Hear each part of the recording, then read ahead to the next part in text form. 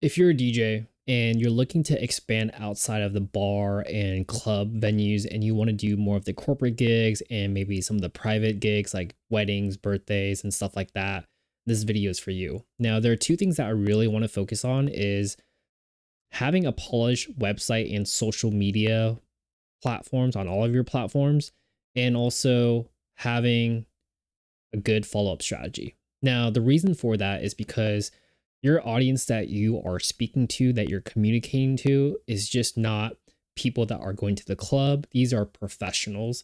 And a lot of times they want to work with other professionals. Now, having a good, I guess, combination of both professional postings on your social media page and some of the things that you're able to do, capturing some of those special moments at weddings or any corporate events that you've done in the past, that is going to be key, especially when you're trying to secure some of these corporate gigs, opportunities, and weddings and whatnot, because now they can kind of envision themselves having you as their DJ for their event. So let's start off with a professional website. Now, for years, way before I started DJing at these events, I didn't really care to have a website until one of my friends said, hey, you should, just because it's going to help communicate your professionalism to these clients, especially ones that you've never met before and they just happen to stumble to your website online, or maybe somebody had recommended you, and you having that other piece of basically an online resume is really going to help communicate what you're able to do and see if you're going to be a good fit or not. So the next thing that I would have on my website would be a bio. And that's really important because now you can kind of showcase who you are and the type of music or genres that you like to play, and maybe things that you've done in the past, and kind of give them a little context of where you're from, what you do, and what you're involved in. And that's always great to kind of like let them get to know you. It's kind of like that question, like, tell me about yourself, if you're thinking about it from like an interview perspective. Now, the next thing that I would have is have some sample mixes on your website, just so that people have an idea of what your work is like. It's always nice to know the type of music that you play, or how well you're able to mix, or maybe transition, or have any type of cool different types of routines that you do. Have it showcased on your website so they can kind of judge you on your work. Now, this one is specifically for weddings. I have all my prices listed on there just to kind of filter out people that you know, may think that I'm too expensive, or maybe I'm not within their budget, and it just saves a little bit of time so that I'm not constantly emailing back and forth with folks that may be not a good fit for my services. Now, not to say that I won't entertain people that will still ask about my services and maybe ask for like a discount, or maybe ask for like a custom package or something like that. I will still entertain those leads and that come in, but it just helps me kind of filter out folks that won't necessarily be a good fit within the work that I'm providing. And then the last thing, also have a good contact page, basically a page that somebody can inquire you about for your services. On that page, I list a few different criteria that I would want to know about their event, like location, event time, and a few other things that I should know about the event, like guest count and like the format of the event. So having a professional website is definitely key to securing corporate events and private events, but I'll take it one step further and also adding basically a custom email domain. So for years, I used DJBazookaBand@gmail.com. And although it was a fine email, I just felt like it wasn't super professional, because if you look at any other corporate or big business, they always have something like john.smith@apple.com or something like that. And it's just a little bit more professional, and it helps you kind of promote your brand a little bit more. So now I go by ben@djbazooka.com. And if you really think about it, like, why wouldn't you have something like that to kind of build your brand? Like, why would you want to have DJBazookaBen@gmail.com? At that point, you're promoting Gmail. So I personally use Squarespace, and I pay an annual fee, I think of like $160 or $200 or something like that every year, to have a website that has its own domain and an email address. So that's something I think that's worth it, and especially if you're going to be investing in yourself, your brand, your overall personal image. Um, and it's just a better look, in my opinion, especially when you're communicating with different types of clients and the corporate world. So the next thing that I want to talk about is follow up. Now, this is super key when it comes to more of the corporate clients rather than the private events, or like the private events like weddings and birthdays. And typically, right now, the first form of communication that I receive is going to be through email. And within that first email that I reply back with, I always ask for a 10 to 15-minute phone call or a video call just so that I can understand their event a little bit better. And it's a way for me to basically display interest and emotions throughout that phone call or video call. Have you ever heard of that term, smile and dial? Well, I know I have, especially when I was working in sales jobs for different telecommunications company.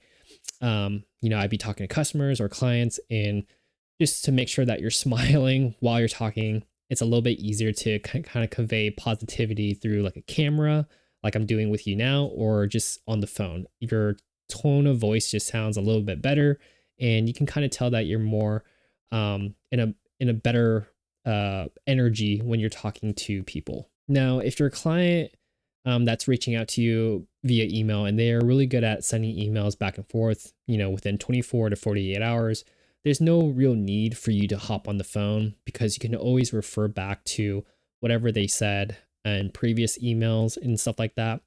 But I always like to ask for that just so, one, it's easier for me to kind of get somewhat of a FaceTime interaction, right? If it's a video call or a voice call, just so that I can kind of sell myself in other ways. Because sometimes, the website that you have might not do it, or maybe your social media might not do it. But being able to talk to somebody over the phone and just ask them questions to get them kind of thinking can evoke some emotional feelings within their event, especially for weddings, birthdays.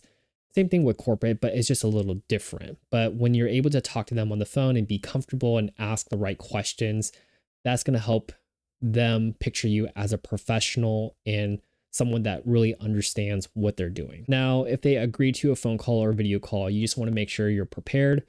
Come with questions that you want to ask to understand their event a little bit better, especially within the first initial email that they sent you, and like they didn't include the guest count, or they didn't include some of the formality of their event that you think that you should know because you've done a few in the past, and you just want to ask some appropriate questions. One question that I really like to ask for weddings is if they want any cultural music. And that's really important because they may have not thought about that. And sometimes it's a really important thing to have during a wedding, is to play cultural music for like maybe the older folks that aren't, English is not their first language, and they just have some, a few cultural songs or, music that they want to play during dinner or cocktail hour or anything like that. So bring those things up can help you be and seem like know what you're doing and you're more of a professional. So as you do more of these private events and corporate events, you'll have a series of questions that you kind of have to ask to make sure that you understand the event well. Now, a lot of times if an employee of a company is reaching out to you, at the bottom of their email, their signature line, they should have their phone number. And sometimes you have a client that reaches out to you and they don't email you back within a week, 2 weeks, then it's most likely that they probably found somebody else that was a better fit for them. But you got to think about it from their perspective as well. And what I mean by that is these employees that work for these big corporations or these businesses, they're probably getting constant emails every single day, and maybe your email got lost in their inbox, or maybe for whatever reason their security system had pushed your email to their junk folder. So if you're able to get a phone number for them, give them a call and kind of follow up that way. And when you call them, make sure you have an outline of what you want to talk about and set the time frame of how the call is going to be. That way they know that when they pick up the call and they weren't expecting you to give them a call, that they can kind of judge based on what you're saying within the first 5 to 10 minutes that they can dedicate some time to talk to you over the phone. Something that like I would say if I were to follow up with a corporate client, it would go something like this. Hey, my name is Ben. we exchanged a few emails, and you wanted me to DJ your event on the 25th of next month. I just had a few questions and I was wondering if now would be a good time. It would only take about 5 to 10 minutes of your time today. Is now a good time? Yeah, I mean, really easy, simple, and casual. You don't want to make it seem like it's a sales call. You just want to make sure you just want to understand. And at that point, they can say yes, no, or whatever. But the key is to always offer next steps. And that's kind of leading to my next point. So if they say no, then it's like, okay, perfect. When would be a good time for me to call back? And lead it that way. You don't want to ask them to call you back. Just ask when can you call back because they may forget to give you a call. And then also if they say yes, well, perfect. Have a good outline of what you want to cover and what you want to talk about. And sometimes it does go over more than 5 and 10 minutes, but be respectful of that. And just once it comes to that end time of 10 minutes, tell them, say, hey, look, I know, this phone call is only be supposed to be 5 to 10 minutes. I want to be respectful of your time. Is it okay if we continue? Or, what are your thoughts on that? And they will really appreciate that. So keep that in mind to mention that too when it comes close to the 10-minute mark or whatever time that you said that the call should be. Now, once you successfully, you're able to call them and follow up with some of the additional information that you need or that some of the information that you wanted to pass along to that client, you always want to end with next steps. And that's kind of part of the sales process. So for me, I always like to end with, okay, well, that's all the information that I need to know to be successful to DJing your event. Was there any other questions that you have regarding the services that I provide? If the answer is no, then you can say, hey, perfect. I'm going to go ahead and recap this phone call, send that to you in an email, and then also kind of give you what the next steps would be if you want to secure the date. And that's however you want to run your business. For me, typically, I require half of the total invoice that I would send them to secure the date. And then 2 weeks out from the event is when I would send the second invoice to complete the full payment for that event. And that typically works really well because now they know what they need to work with to get things approved within HR or finance or anything like that. Now I'm not really sure if they need to go to HR for that, but now they have something that's tangible that they can bring to a meeting and basically talk to people what they need to do in order to book you. And that's mainly for the corporate side of things. But if you're working with private events for like birthdays and weddings and stuff like that, a lot of these stuff can apply to those things as well. So hopefully that helps. And thank you so much for watching. Peace.